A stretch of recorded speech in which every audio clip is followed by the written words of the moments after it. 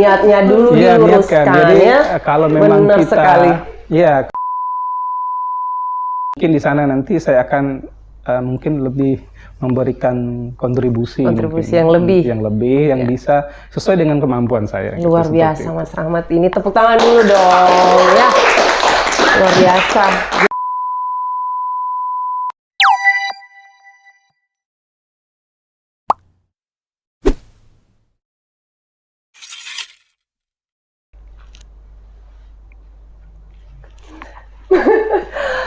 Selamat sore, halo Besti. Apa kabarnya Besti semua di sore hari ini? Jumpa lagi dengan kami di podcast kali ini. Kita kedatangan tamu. Mau dibilang tamu tapi bukan tamu loh Besti, ini orangnya. Mungkin Besti udah lihat nih, di samping saya sudah ada sosok seorang ahli dunia persilatan. Bukan. Mas Rahmat, apa kabar? Baik. Mas Rahmat, apa kabar? Baik, Mbak Heli. Luar biasa. Besti, sebelum kita lanjutkan, saya perlu memperkenalkan rekan saya di samping ini, namanya Mas Rahmat. Beliau ada, kok beliau sih? Sampai jadi ini nih, kayaknya nggak cocok nih dipanggil beliau. Mas Rahmat ini baru bergabung di Kanwil DJPB Bali mulai dari kapan Mas Rahmat? Oktober 2021 kemarin. Wow, anak baru ya? Ya, mohon bimbingannya. Mas Rahmat ini ahlinya kepegawaian, benar nggak? Ya, masih belajar sih Mbak. Gitu. Tapi salah satu hal yang patut dicontoh, Mas Rahmat itu selalu merendah. Orangnya itu rendah hati banget. Ya, lihat aja face-nya nih Besti. Benar nggak Besti? Nah, di podcast kali ini kita akan membahas hal-hal yang tidak kalah menarik dari episode-episode podcast sebelumnya. Dan yang selalu atau mungkin yang saat ini yang lagi happening adalah IJV. Nah, IJV ini lagi hangat-hangatnya, lagi ramai dibicarakan oleh seluruh ya pegawai Kementerian Keuangan ya. Karena Kementerian Keuangan di saat ini sudah menyatu. Memang sebelumnya menyatu sih ya. Tapi Kementerian Keuangan ini saat ini dikenal dengan Kemenq 1. Nah, Kemenq 1 itu merupakan gabungan ya. Kita saling membutuhkan. Karena Kemenq itu antar unit eselon 1-nya memang tidak bisa dipisahkan. Benar nggak Mas Rahmat? Iya, benar sekali Mbak. Mungkin Mas Rahmat, kenapa sampai Mas Rahmat kita hadirkan di sini, karena Mas Rahmat ini adalah salah satu hasil yang lahir dari program IJV ya. Jadi Mas Rahmat ini berhasil melewati beribu-ribu benar nggak Mas Rahmat? Beribu-ribu peserta IJV yang ingin masuk ke Direktorat Jenderal Perbendaharaan ya. Nah, nggak usah lagi kita berpanjang-panjang Besti, kita langsung tanyakan saja ke Mas Rahmat. Apa alasan utama Mas Rahmat untuk mengikuti IJV dan tujuannya itu ke DJPB pula? Nah, silakan Mas Rahmat. Iya, terima kasih Mbak Seli. Ya. Di alasan pertama ya mungkin karena kita harus ini dulu ya, kita harus sadari bersama bahwa kita ini adalah aparatur sipil negara ya, dimana kita itu dituntut untuk bisa memberikan kontribusi kepada negara. Jadi di tempat yang sebelumnya saya di Direktorat Jenderal Pajak. Oh, Mas Rahmat dari pajak? Iya, dari DJP, kemudian saya udah tahu sih, cuman sengaja nanya. Kemudian saya memutuskan untuk mengikuti seleksi ini kan, ini tahapannya ini Mbak, ada 3 tahap di sana. Yang pertama secara administratif, kemudian tahap kedua itu kita dicek integritas kita, record itu seperti apa. Yang terakhir itu wawancara. Nah, ini yang saya rasakan sekali lagi ini adalah wawancara saya yang ketiga ini kayaknya. Soalnya sebelumnya saya wawancaranya pas seleksi JV-nya. Kemudian sebelum setelah pengumuman, kemudian saya diwawancara juga oleh bagian kepegawaian di Kanwil DJP Bali ini. Yang terakhir ini sama teman-teman kita.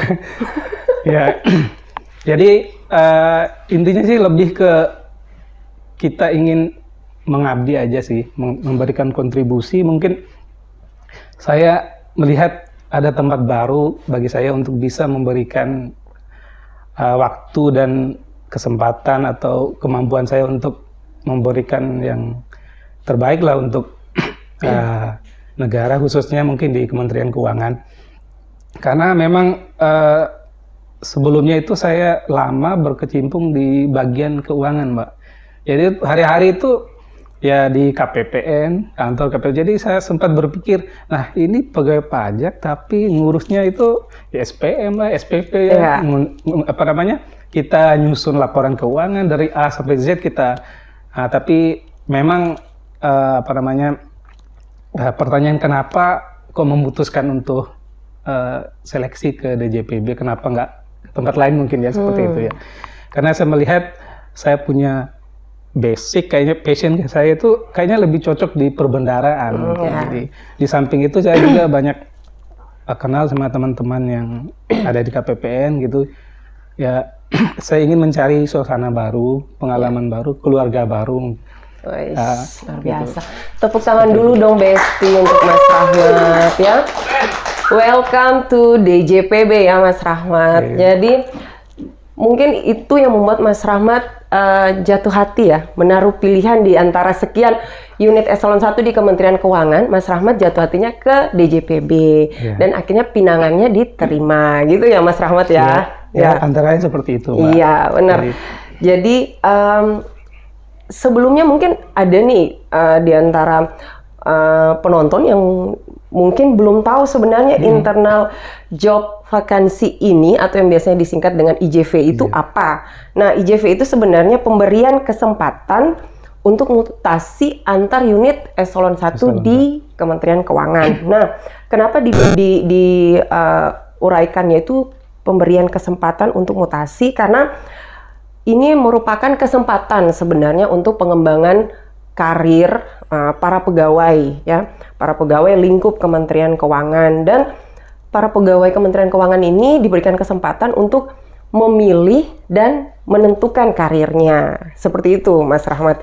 Tapi kalau kita lihat dari kebutuhan organisasi juga, ini sebenarnya bukan untuk pemenuhan kebutuhan pegawai semata-mata, atau misalnya mungkin alasan sebagian besar pegawai yang mengikuti IJV ini karena mendekati home base. Kalau Mas Rahmat seperti itu?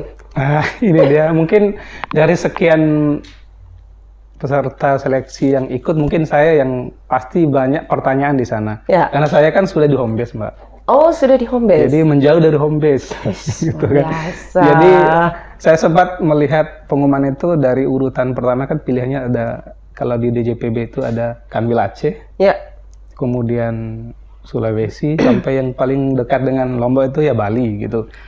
Saya butuh waktu hampir ya seminggu lah untuk memikirkan tempat. Cuma seminggu, belum satu dekade, Besti. Ya karena memang akhirnya saya memutuskan, ya udah di Bali aja, karena memang yang paling dekat. Dan tapi yang jelas kan mutasi itu pastilah. Nah, itu yang perlu kita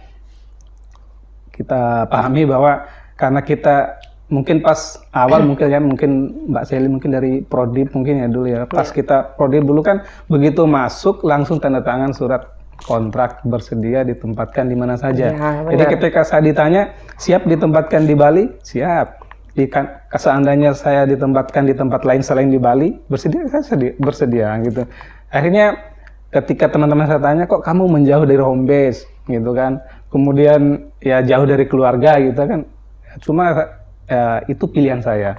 Jadi mungkin di sana nanti saya akan mungkin lebih memberikan kontribusi yang lebih yang bisa sesuai dengan kemampuan saya. Luar biasa Mas Rahmat, ini tepuk tangan dulu dong ya.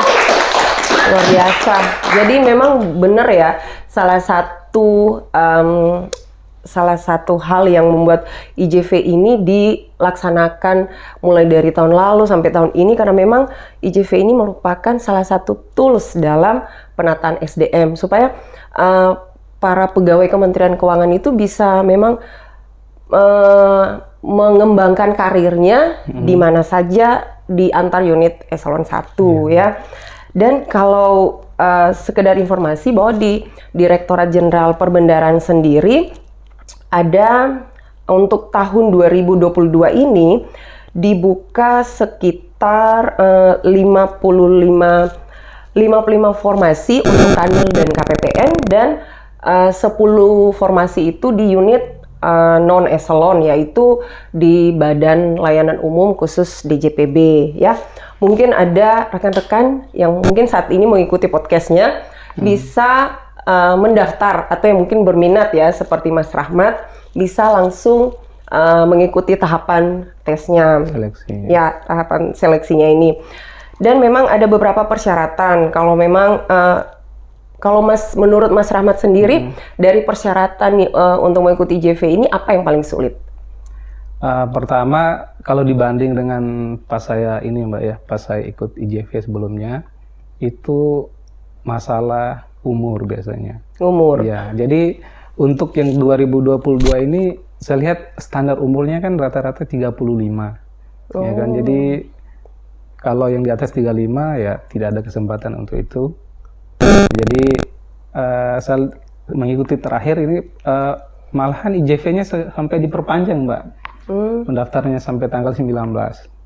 Itu kan berarti kan mungkin masih diberikan kesempatan untuk teman-teman yang lain untuk mendaftar gitu. Tapi saya lihat potensi, apalagi angkatan saya Mbak ya, rata-rata mungkin di atas 35, jadi kesempatan untuk mereka ikut IJV itu kayaknya tipis lah. Jadi seandainya mungkin berarti Mas Rahmat ini termasuk sosok yang beruntung ya. Iya, banyak juga sebenarnya teman-teman tuh berminat juga ke ikut IJV ini dengan berbagai macam motivasi Mbak. Antara ingin mendekati home base, ingin pengembangan karir lagi, atau ingin mencoba hal baru gitu, seperti itu banyak sih. Benar. Jadi yang paling dirasakan tantangannya itu ya usia ya. Masalah usia. Baik. Karena dikunci di situ usia, udah gitu nggak bisa. Nah, ini satu pertanyaan terakhir nih Mas Rahmat. Kira-kira Mas Rahmat masih punya pikiran nggak untuk mengikuti IJV lagi? Ayo. Ya, saya sempat berpikir untuk ikut IJV lagi, tapi mungkin di direktorat yang berbeda ya. Gitu. Jadi namanya IJV. Tapi masih sesama Kementerian Keuangan. Iya, namanya IJV kan yang ngadain Kementerian Keuangan Mbak. Ya. Jadi nggak lintas eselon 1 aja. Ya. Jadi cuma karena melihat persyaratan kemarin saya sempat ngeklik di masuk ke websitenya, saya coba daftar. Ya memang peraturannya berubah dengan yang sebelumnya. Kalau sebelumnya itu kita bisa di eselon 1 kita itu bisa misalnya dari DJP ke DJP yang lain, atau perben ke perben bisa, dengan asumsi dengan harapan kita mendekati home base bisa. Tapi yang tahun ini dikunci, jadi dia harus keluar dari direktur eselon 1-nya. Ya. Jadi ya benar-benar mungkin programnya kementerian kita untuk pemerataan juga mungkin pemerataan, dan ya saya sempat mengikuti juga sosialisasinya, ini termasuk langkah-langkah untuk mengurangi pegawai juga sih. Jadi negatif growth gitu. Jadi ketika nanti kedepannya mungkin pegawai Kementerian Keuangan yang paling sedikit. Kan? Jadi diusahakan ketika yang pensiun banyak, yang diterima sedikit gitu. Mulai berkurang seperti itu sih. Baik. Semuanya itu untuk memang untuk pemerataan SDM. Dan sekali lagi karena saat ini Kemenq itu dikenal dengan Kemenq 1. Iya, ya. Benar sekali Mas Rahmat. Kemudian satu lagi nih, ini yang paling terakhir ya. Kira-kira tips dan trik nih untuk rekan-rekan mungkin yang mau mengikuti IJV tahun ini, Mas Rahmat. Iya. Mungkin bisa di-share sedikit, Mas Rahmat. Yang pertama mungkin niatnya dulu, diluruskan niatnya. Wih, Iya kan? niatnya dulu Iya, niat diluruskan kan. Jadi ya. kalau memang Benar kita, sekali. ya karena berangkat dari niat. Jadi ketika niat kita udah tidak sesuai dengan tujuan dari IJV ini, jadi misalnya niatnya kita untuk mendapatkan penghasilan yang lebih ini, mungkin kita akan mencari tempat yang ini. Tapi ketika kita niatnya untuk kita mengabdi ke negara. Ya dimanapun tenaga kita dibutuhkan, kita siap dengan tadi kita siap untuk beradaptasi lagi kan dengan di tempat yang baru, kemudian siap belajar lagi gitu. Jadi harus itu sih Mbak. Jadi niat, kemauan, dan harus bersedia juga dipindahkan di seluruh Indonesia karena apa namanya kan unit satker yang ada di Kementerian Keuangan ini kan tersebar di seluruh Indonesia kan. Iya, jadi benar. tapi tidak menutup kemungkinan juga kita kalau kita ingin kita tidak pindah-pindah, ada unit-unit tertentu yang adanya cuma di ibu kota provinsi atau di pusat seperti itu. Tentu kita akan harus memilih juga mana yang bisa keliling, mana yang enggak gitu. Ya, seperti itu sih Mbak. Luar biasa. Jadi intinya Besti harus niatnya dulu harus. yang diluruskan, benar ya? Iya. Kalau bicara Gitu. dengan Mas Rahmat ini niat dengan Tuhan itu harus diluruskan gitu ya Besti. Iya, gitu. Benar sekali. Jadi, tapi kalau menurut kalau Mas Rahmat rasakan sendiri sebenarnya kecewa nggak sih? Karena kan Mas Rahmat pindah dari pajak ke Perben itu karena mengetahui tentang pekerjaan terkait keuangan. Yeah. Sementara pindah ke DJPB dan masuk ke kanil DJPB Bali ini pindahnya ke kepegawaian. Nah itu mengurus SDM loh, itu bukan hal yang mudah guys. Mungkin bagi saya mungkin bukan hal yang baru ya, karena dulu sebelumnya kan saya berhadapan dengan wajib pajak kan, jadi mengurus orang juga. Tapi bedanya di sini saya mengurus teman-teman saya sendiri. Yeah. Dan lebih kayaknya tekan yang lebih ini karena kita mengurus teman-teman sendiri, kemudian berkaitan dengan ya hajat hidup orang banyak hajat hidup orang banyak. Kemudian ya jadi kesabaran kita dituntut di sini untuk menghadapi teman-teman, kesabaran, dan kita benar-benar harus ikhlas Mbak. Ya. Jadi ketika kita melakukan pekerjaan kita di kepegawaian, kemudian hasilnya misalnya positif, kemudian kita tidak diberikan ya minimal ucapan terima kasih, itu udah hal yang biasa mungkin di kepegawaian. Jadi benar-benar kembali lagi tadi Pak, ketika kita niat kita itu ikhlas untuk bekerja, tidak mengharapkan ucapan terima kasih dari orang lain, ya kita fokus untuk menyelesaikan tugas-tugas yang diberikan kepada kita. Luar biasa Mas Rahmat, berikan tepuk tangan dulu dong untuk Mas Rahmat Besti. Benar. Jadi intinya niat, ikhlas, tulus ya Mas Rahmat ya, benar. Karena dimanapun nanti kita ditempatkan di unit eselon 1 manapun ya, mau ditaruh dari Aceh, dari Sabang sampai Merauke pun tetap kita mampu. Yang penting dengan niat, tulus, ikhlas, dan mau belajar benar. Luar biasa Besti, pesan guru kita di kepegawaian ini di sore hari ini sangat bermanfaat sekali Besti. Dan demikian berakhir sudah Mas Rahmat podcast kita di sore hari ini. Terima kasih ya Mas Rahmat. Sama-sama Mbak. Sudah bisa menerima undangan dari tim kreatif podcast Kanwil DJPB Bali untuk menjadi narasumber dan mungkin jadi teman sharing kita terkait program IJV Kementerian Keuangan, dan khususnya mungkin untuk teman-teman dari unit eselon 1 lain Kementerian Keuangan yang mau pindah ke Direktorat Jenderal Perbendaharaan ya. Semoga podcast kita di sore hari ini bermanfaat untuk kita semua. Dan untuk besti-besti yang telah mendengar, jangan lupa subscribe, jangan lupa like untuk podcast kita di sore hari ini, dan nantikan terus podcast kita di lain waktu, lain kesempatan dengan cerita yang tidak kalah menarik ya. Terima kasih sekali lagi Mas Rahmat. Selamat sore. Terima kasih Besti. Sampai ketemu lagi.